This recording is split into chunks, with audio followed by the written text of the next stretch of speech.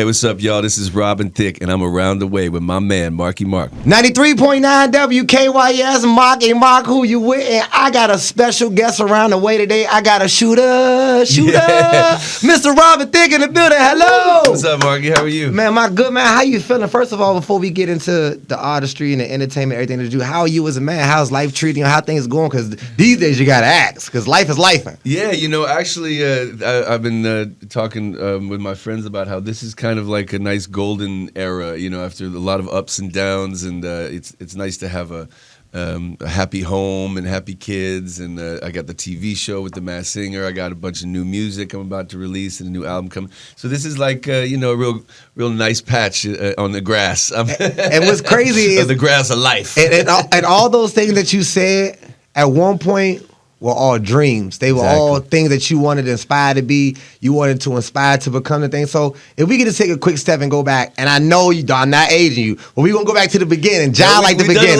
We've done a lot. Yeah, we've done a lot. Yeah. So I just always want to know what inspired you and what gave you that soul and that swag. Because if you just listen to you through your music, it's so much passion, it's so much soul, and there's so much like just everything in it. Where did you get that from? What was that inspiration as a kid that made you?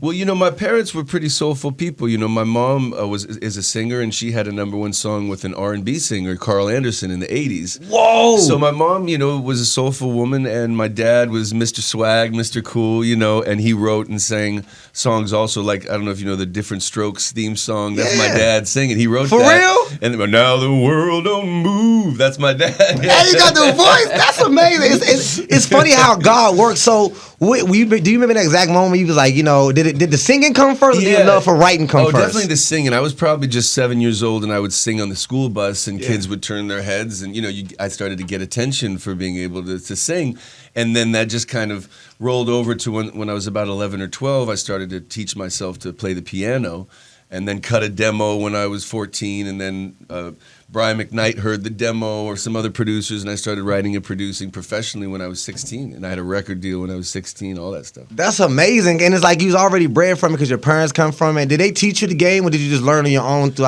seeing their natural progression and them living their lives? Did that have an impact on you?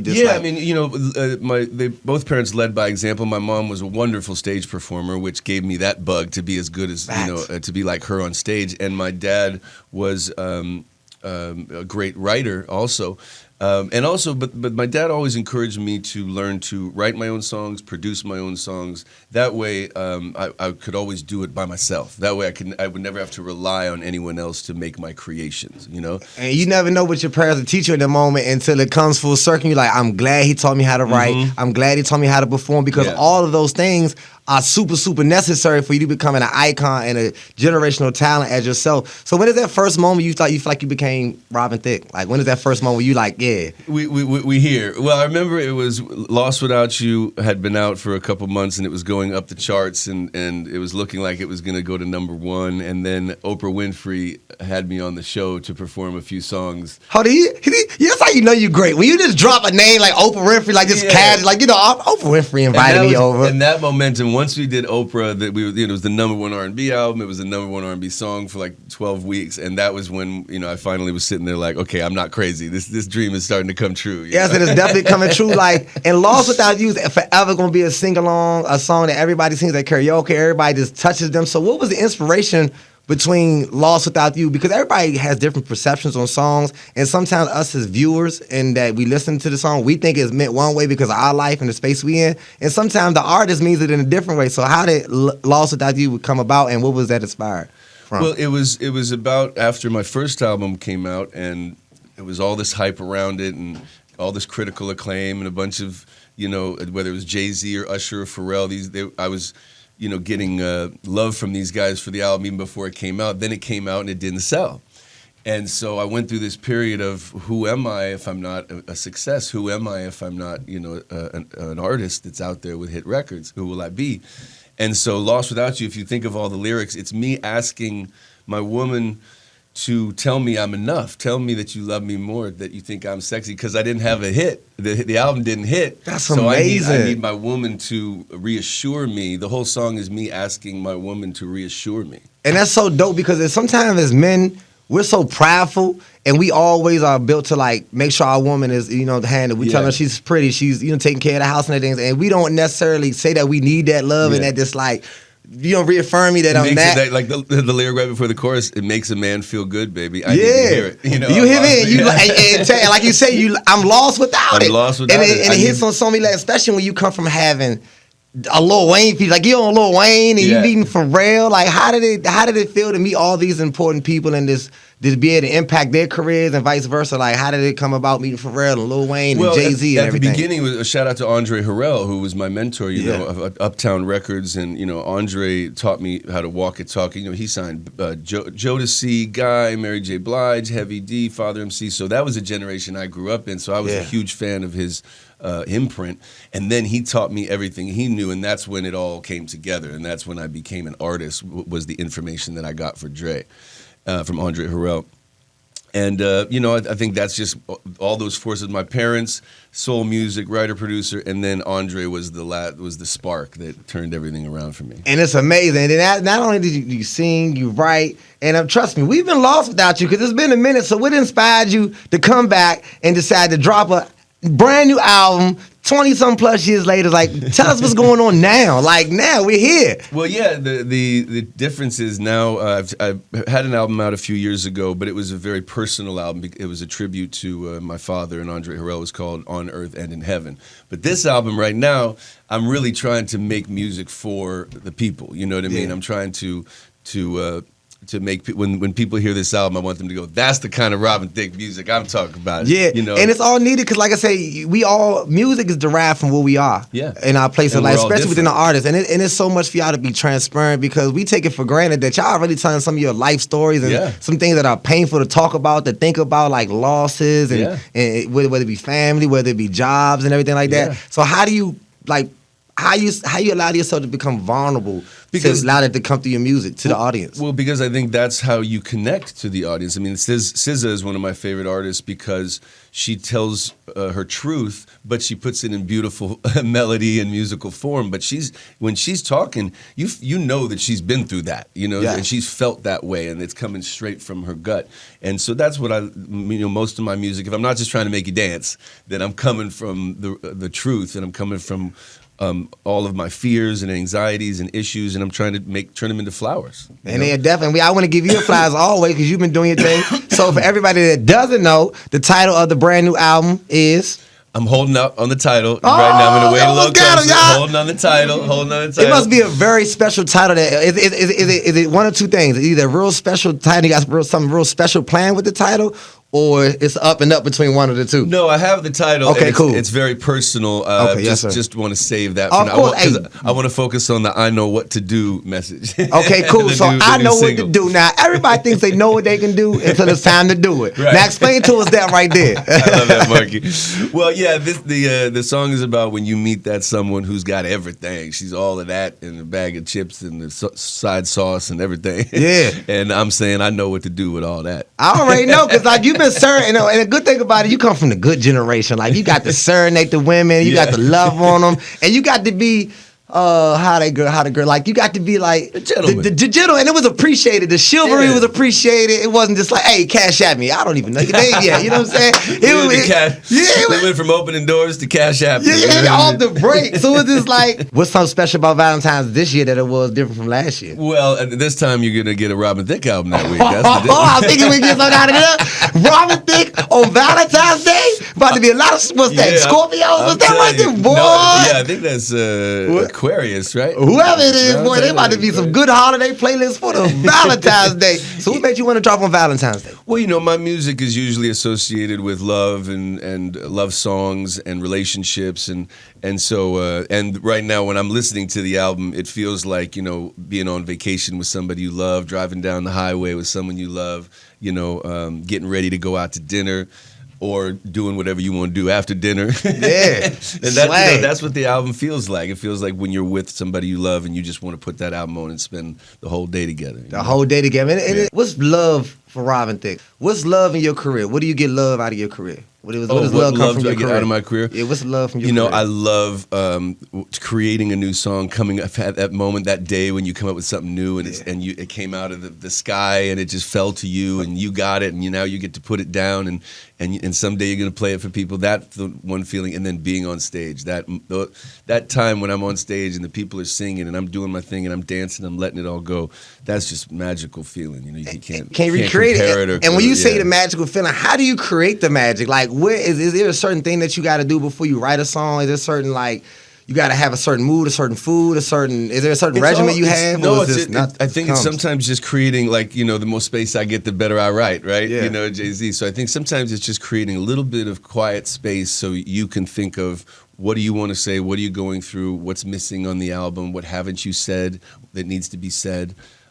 Or sometimes you just hum in a little melody. You know what I mean? And you can't get the melody out of your head, and then finally the words show up, and then you got, oh, now I know what this song's about. And once I have the title and the message, the song writes itself really. Are they vice versa? Is it sometimes the title comes first and then you write the song, or is it normally the song then the title? It's usually, because as soon as I have a title, the melody, it comes with a melody right away. Yeah. You know what I mean? And it's dope because you just humming it. And what's so dope about you being behind the scenes as well as in front of the scenes, but it's so dope about behind the scenes of you being a writer, because you get to transition to where you are doing TV, which is one of the most popular shows out right now, which is The Masked Singer. The Masked Singer. So how did that come about? What made you? Because you was already doing TV with the real Husbands. Oh yeah, which is one of the funniest. And best things before I've ever Masked Singer, done. it's a lot. See, when your career is legendary as yours, you've done everything. It's like, how do I cram all this to a short interview? So how did that coming back and hanging out with Kevin Hart and the Mitches? Well, actually, that's a great story. I was at Chris Paul's wedding. I was performing at Chris Paul, the basketball player's wedding, and LeBron was there, and D Wade, and Carmelo, and all the best players were there.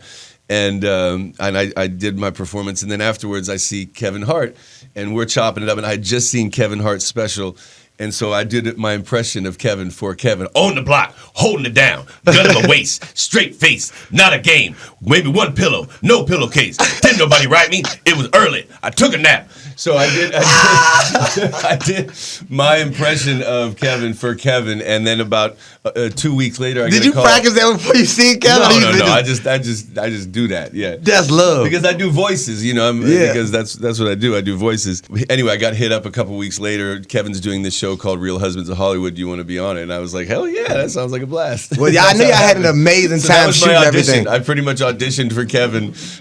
Did Kevin? Was that your first on screen?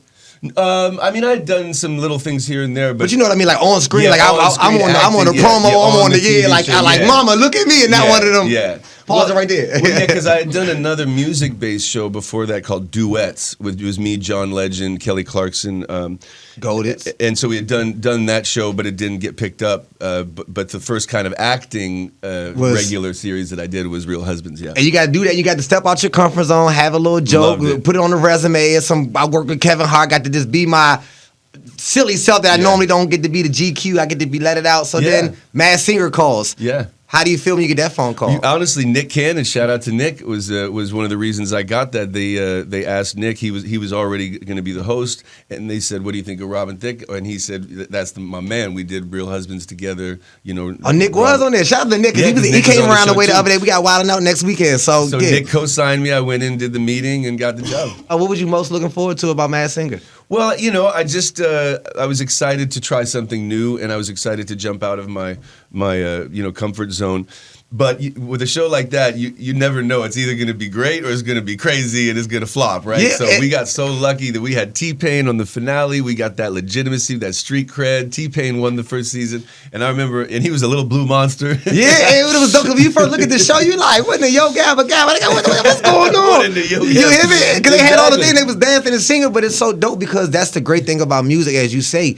It's theater of the mind. Yeah. Like, you don't know, you could just hit somebody. I get it with radio. Yeah. People just hear my voice and they see me and they be like, oh, that's what you look like? Yeah. I thought you looked like this. And I Yeah. thought you'd be like, dang, I don't know, that's a compliment on that. But I feel like when you got the Masked Singer, you get to actually concentrate on their voice. So what are some key hint clues that you look for to try to guess? Well, number one, you try to look at how much control they have, and if they can control the vocals, then chances are they're probably a vocalist, as opposed to if it's a little off here and a little wild, then they're probably not professional singers, Right. and that helps give you a chance. But most of the time, if it's a comedian or an actor, you'd be very surprised that they're great singers, and that Yeah. throws us off because then we start going, oh, maybe that is like a country singer, that is an R&B singer. And the then it clues be turns throwing out- y'all way off. You had one Yeah. thought, then the clues come out. You be like, And it turns out it's a comedian who's got a nice voice. You know what I mean? Crazy. We had no idea. So that's the fun of the show, and that's why it works. And it's for everybody in the family that can sit down and watch it together. And there aren't a lot of shows like that on TV anymore. just so pure that's family nice. and pure Yeah. entertainment with like pure talent. So after Mad Singer, now you're on tour. Yeah. Now tell everybody who you on tour with, 'cause you just keep adding on to the swag. Because if I was on the tour with these boys that Yeah. turned into men, Yeah, the Boys to Men, which is kind of cool because I grew up, listening to them and studying their harmonies and backgrounds and stuff like that. So, and their dads too. So it's cool. We do the shows on the weekend, then we get to be with our families during the week, and it's kind of a perfect scenario. that's so lit. Like just Yeah. seeing your dreams come true and just seeing everything coming to fruition. So as a singer, who were some people that inspired you that came before you? Like who were some of your inspirations musically? Well, I'm an old school, R&B soul head, like whether it's Stevie Wonder, Marvin Gaye, Al Green, Otis Redding, Aretha Franklin, Nina Simone, like Bill Withers. That's kind of my backbone of my music, and then the R&B of the early 90s, that Jodeci, that Mary J. Blige, when Ghetto Fabulous showed up and hip-hop and R&B mixed together, that's who I was as a teenager. It was Ghetto Fabulous. It was, great R&B soul music mixed with hip-hop. So I'm somewhere mixed with all that, the old school singers and the new school R&B hip-hop And what's heads. crazy is dope because you took looking up to them and taking a little bit from them, and you took a little bit from yourself, and you took a little bit from mom, you took a little bit from pops, and you got to put it all together. Because when you was coming up in that R&B era, that's when like if you that R&B singer that go to for them rappers like Lil Wayne and Pharrell and all that, it's like boy, you got were you that go to R&B singer? No, when I look back on the list of collaborations I've done, whether it's Kendrick Lamar, A$AP Rocky, Busta Rhymes, Lil Wayne, Jay-Z, I mean, like you name it, I've been lucky enough to have a record. All with of most it, of them. and then one of the biggest records of them all was Blurred Lines. I got a Nas record. I got them all. You got them all. And what's crazy is they got records with you. Yeah. Let's do it like that. That's one way to think of it. So I read this thing. So we from here in DC, we have our own food. Well, I ain't gonna say our own food, but like it's kind of our own food. Own style. Yeah, on style. So we call it's the curry out. So we got chicken and mumbo sauce. But the curry out. I seen something about vegan. Did you go vegan on this or what's going on? No, there's this great restaurant called Slutty Vegan in Atlanta that's now franchising out. Okay. Very successful, a lot of fun, and they do. It's a vegan restaurant, but they just make it a lot of fun. The people are dancing and partying, and calling everybody sluts when they walk in. Now I'm not vegan, but if I was to eat something vegan, what would you suggest? Well, I mean, just have a nice salad. Okay, cool. That makes sense. Have some spinach, he have kept some it broccoli, have some asparagus. You don't even need to go vegan burger. Just actually eat vegetables. People don't realize that the reason supplements were created is because we were eating too much fast food. But if you eat fruits and vegetables, every nutrient and mineral you need is right here on God's green earth. You don't need supplements. You just don't need none of fruits that. and vegetables. So one last question before we get you going. Like you have all this going on, your schedule's hectic. I was telling me about you just came from Los Angeles, yeah. And We were in ATL, back to LA for a day. Now we're here in the DMV. DC, and then tomorrow to New York, and then we hit Miami's, and then Napa Valley, and all that. Now with that hectic schedule, this busy schedule, and you've been doing it for so long, like we never want to take a rest, but we always need rest, and we need time for family and friends. So how does Robin Thicke get lost from it all? Honestly, And just my home is heaven to me because I've got my little man cave with the barbecue and the fireplace and the TV, and then I got my beautiful kids running around. You be on the grill? Playground. Oh yeah. But do you have the Hercules? If you don't have the Hercules sandals, you gotta have the Unc sandals. If you don't got the Unc sandals, you can't. Right there. That's my baby. Ooh, Hercules. You gotta have them sandals, man. So you got the family. And do you watch sports? Yeah, I mean that's the thing. I get like Who's your yesterday was team? the perfect day. Well, I'm Rams. I'm LA, so Okay, I cool, gotta okay. support my Rams. But yeah, like yesterday was the perfect day. My kids are running around. They're on the playground. They're having lunch. We're on the trampoline together. We're kicking the soccer ball. I'm watching the football game. I mean it's heaven for me. It's You just know, like, overlooking the ocean in Malibu. Do your kids know who you are yet? My 14-year-old son definitely. My younger ones just still don't understand it all. Like, why do they ask you for pictures, Dad? Yeah, and all, they like, Dad's a big I'm on the radio. I'm on the So the TV. 14-year-old, he's probably at that stage right now. He's trying to like find himself, Yeah. and he's trying to figure out what's He's what. a singer. He's a singer. Oh, and I'm about to say, actor, and he is writes he- songs. Yeah, he's very talented. Boy, and, good thing the apple ain't far off the tree on this yeah, one. and he's a straight A student. He's just a great kid all the way around. Luckily, we have the studio in the house, Yeah. so I don't push him to do anything. I just support him and encourage him. You know, I don't want to be the one to criticize him. You know, And it's hard when you're dad, because that dad in you wants to be like, yeah, son, but you also like, I just want to sit back and let him find it. You know what I mean? And I had the funny story where he wrote this song recently that was really great, and I was like, Julian, do you mind if I do a version of it? You know, I think it'd be cool if Daddy did a version of your song. And he goes, but that's my song, Dad. that's amazing. I was about to ask you, is he at the level now where he can get a dad feature? Can he get a Robin Thicke He feature doesn't yet? even want a dad feature right now. That's He wants to lit.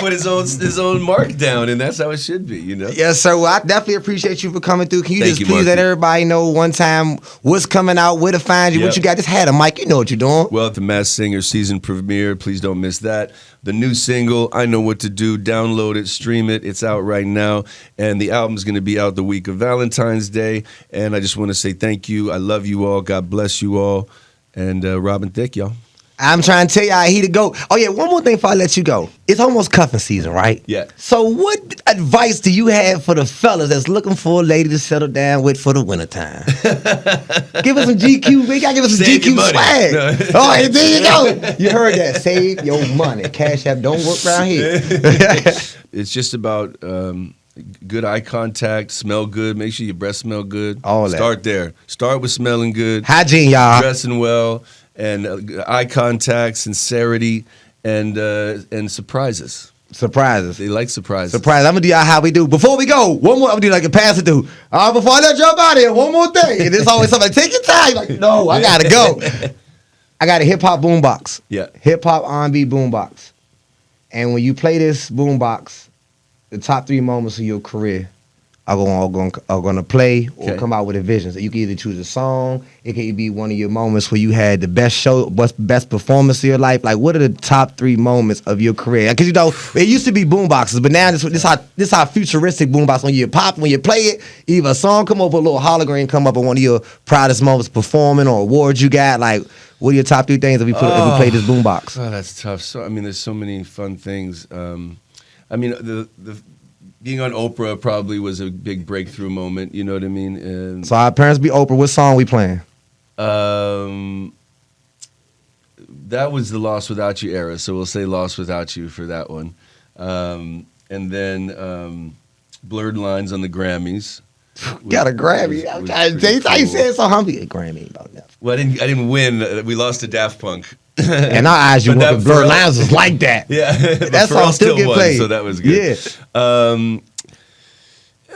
Oh, you know what? And then just for fun, yeah, I will say the finale, the first season finale of The Masked Singer, when T-Pain won, and me realizing that this might be a hit show, and my father had just passed away, and I knew how much he loved TV shows like that, and I remember thinking to myself and doing like a little toast to the sky, where I was like, you know, That's I love amazing. You, Pops. Did he I get miss a you. I chance to know see you The would- Masked Singer before he No, left? he passed just before. That, Well, I know he's smiling, laughing down. So I think that those kind of 3 things. You know, a little Oprah, a little Grammys, and The Masked Singer, which has been so good to me and my family. I have to be grateful for that. Yes, sir. For Well, sure. I love to have you stick around. I'm so proud of you. I want to give you flowers, man. You Thank you, definitely Mark. been in the culture providing. That's Much for love, all brother. our love songs and just More to everything come. that We we've been got more doing. to come. More More to good come, y'all. So music to don't try to come. get. We got a surprise album coming out. It's a surprise, but it ain't a surprise. It's a surprise because we know it's coming out, but you don't know the title. But all you need to know is you need to stream it, download it, go follow Robin Thicke right now. Tell every friend, tell another friend, tell a cousin, tell a baby mother, and Norman. That's right, my baby. Yeah. One more time. What other voice can you do before we go? Oh shoot! I know you got some favorites. Well, I mean, yeah, I do like doing Grandma Michael Douglas. That was the only white man that ever made me moist. Woo! I love Michael Douglas. You had that? Well, you try like light skin now. You Yeah, around the you way, walk man. over. You had to cook out. Come You had on, all that, Clayton. man. Come on. Clayton. You walk over, but you go back limping. Come on. Bring it on, Chloe. Hey, man. Marky Marc, who you with? Robin Thicke, man. It's been a hell of an interview. I can't wait to watch this myself. Yes, sir. Appreciate Thank you, you. Mark.